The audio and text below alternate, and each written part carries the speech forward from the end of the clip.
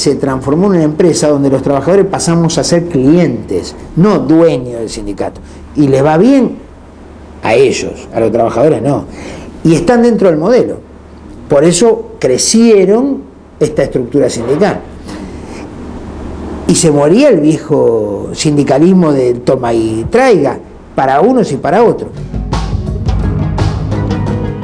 La escasa o nula combatividad del sindicalismo oficial y su pasividad frente a la pérdida de conquistas históricas, muchas de ellas logradas durante los gobiernos peronistas, provocó el surgimiento de nuevas centrales sindicales, como el Movimiento de Trabajadores Argentinos, la Central de Trabajadores Argentinos y la corriente clasista y combativa, que en varias ocasiones organizaron conjuntamente paros generales y marchas federales contra el modelo económico y la nueva legislación laboral. En septiembre de 1990 apareció muerta en Catamarca la joven María Soledad Morales. Pocos días después de la aparición del cadáver, muchos catamarqueños comenzaron a acusar a personajes cercanos al poder provincial como responsables del horrendo crimen. Concretamente, apuntaban contra Guillermo Luque, hijo del diputado nacional Ángel Luque, uno de los principales operadores del gobernador Ramón Saadi, último exponente de la dinastía catamarqueña. El pueblo de Catamarca, ante las sospechas de encubrimiento por parte del poder provincial y frente a la evidente inacción judicial, inventó una nueva forma de protesta: las marchas del silencio.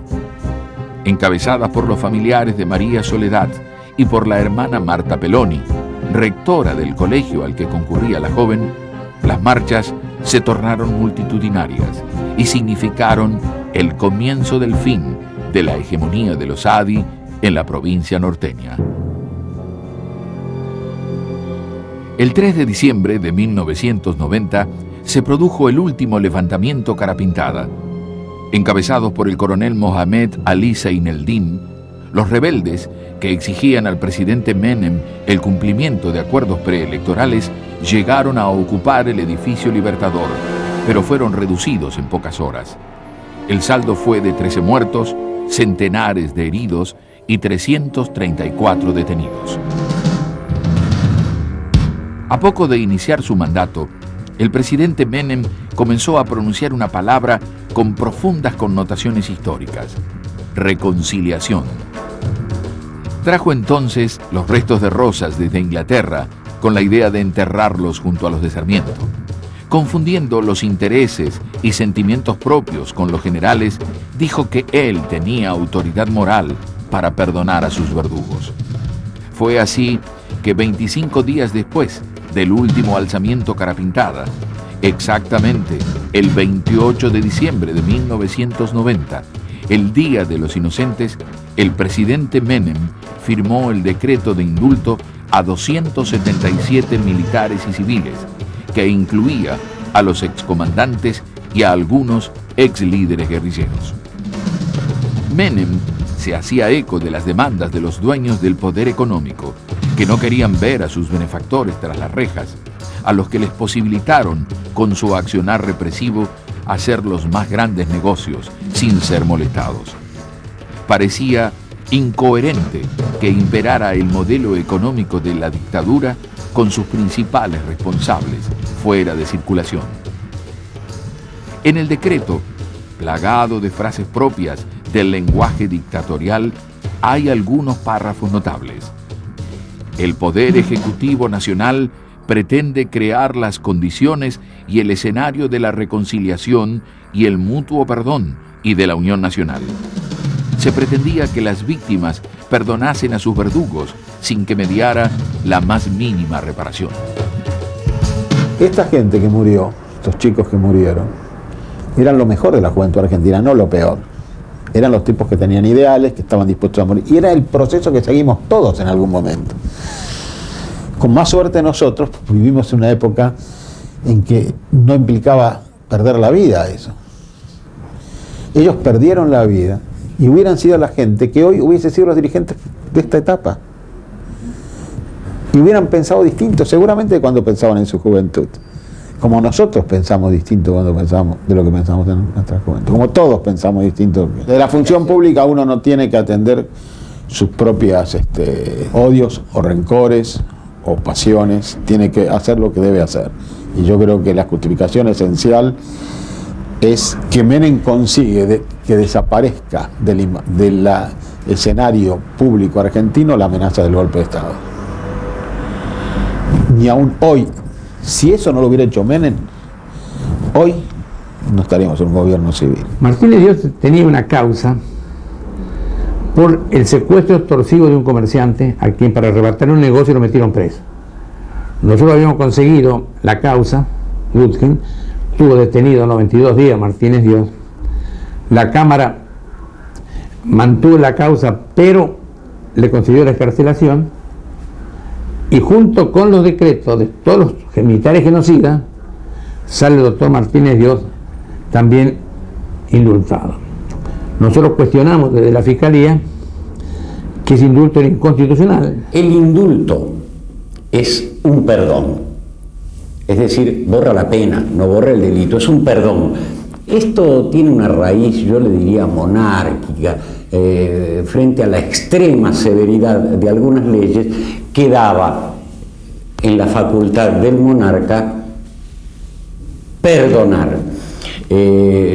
Pero si uno lo analiza así desde un punto de vista filosófico y desde una perspectiva judeo-cristiana, el indulto es un perdón, y el perdón es para los arrepentidos, no para gente que se mostró orgullosa de haber hecho lo que hizo. Pero la eficacia del derecho penal consiste en que la sociedad esté convencida de que todos los que delinquen serán castigados, que es una cosa muy distinta de que esto sucede efectivamente. Pero cuando la sociedad llega a convencerse de que, bueno, puede delinquirse tranquilamente, que más tarde o más temprano serán indultados, esto es grave. No, con Menem no tuvimos relación, porque con la mafia no se puede tener relación. La mafia es el enemigo del pueblo y el gobierno de Menem fue una mafia, ¿no? Muy organizada, muy de peluquero, pero una mafia, ¿no? Que nos dejó en este estado calamitoso que estamos, nos vamos a echar toda la culpa a esto. Esta cachetada del indulto a los asesinos pocos que quedaban en el Día de los Inocentes, ¿no? Porque lo hizo como una cosa muy burlona, ¿no? Muy duro fue eso.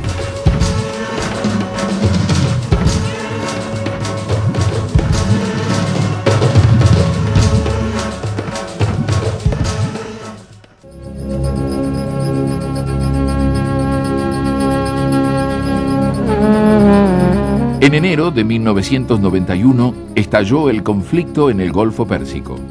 El presidente Menem decidió enviar tropas argentinas a Medio Oriente como apoyo logístico, rompiendo con la histórica neutralidad argentina. Como no ocurrió en ninguna otra guerra, tanto en los Estados Unidos como en gran parte del mundo occidental, se orquestó un gran show televisivo periodístico destinado a la opinión pública mundial, que evitó mostrar los episodios cruentos, en su enorme mayoría sufrido por los iraquíes, para impedir que, como ocurrió con la guerra de Vietnam, surgiese un sentimiento de repulsa a las acciones norteamericanas. Con la guerra del Golfo quedó evidenciado que tras el derrumbe de la Unión Soviética, los Estados Unidos ejercían una hegemonía militar indiscutible, acompañada de un poder económico formidable que se manifestaba en su determinante influencia en las decisiones de los grandes organismos internacionales, como Naciones Unidas, el Fondo Monetario Internacional y el Banco Mundial.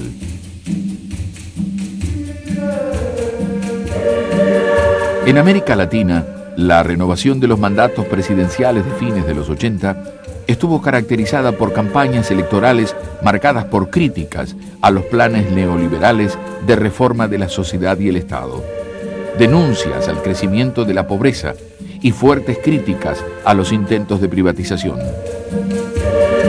Así llegaron a la presidencia Carlos Andrés Pérez en Venezuela, Jaime Paz Zamora en Bolivia, Menem en Argentina, Collor de Mello en Brasil y Fujimori en Perú.